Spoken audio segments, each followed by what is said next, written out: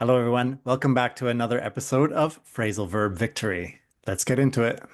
In this video, I'm going to talk about a verb which is very commonly used in phrasal verbs, which is keep. I'll start with the verb keep up, then keep on, keep at, keep away, and finally keep from.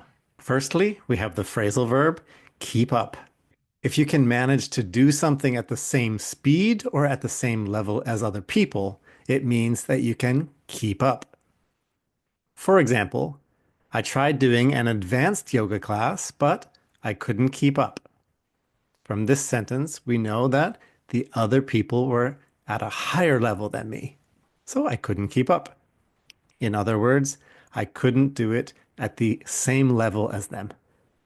Now let's look at this example. I love jogging with my dogs, but it's hard to keep up. They're so fast. From this sentence, we can see that the dogs are faster than I am. In other words, I can't keep up with their speed. Okay, they are faster than I am. Up next, we have the verb keep on.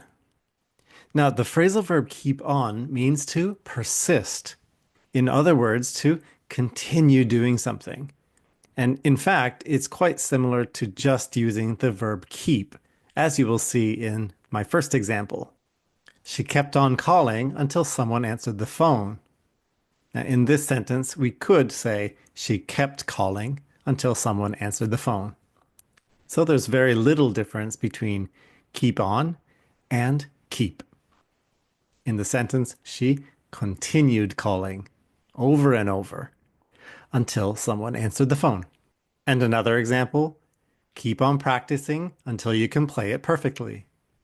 Something I'm sure my piano teacher said to me very often. In other words, continue practicing until you can play it perfectly. Again, this sentence could also be keep practicing until you can play it perfectly. Our third phrasal verb is keep at. Now, to keep at something means to also continue doing it, but it's used to talk about something that is particularly challenging or difficult. So actually, the example about playing the piano, I could say keep at it. And the phrasal verb keep at is often used with it. If someone says keep at it, it means don't give up. Keep trying. Keep doing it. Take studying Arabic or Japanese or French, for example.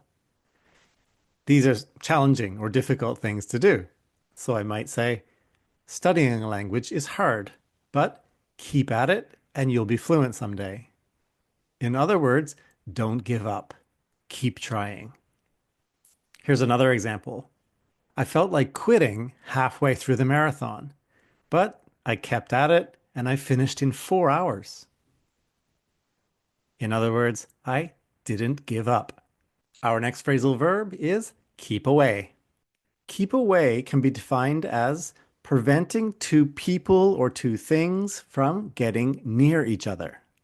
For example, Mom is scared of cats, so keep Fluffy away from her. In other words, don't let the cat get near Mom. Another example, keep the kids away from the street. There's too much traffic. In other words, don't let them go near the street. And our last phrasal verb today is keep from. If you keep something from someone, you hide it from them. Or, in other words, you don't let them have it. Now, this can be used with a thing, but it can also be used with information, as in our first example. No one knew she was a spy. She even kept it from her husband. In other words, she hid this information from him.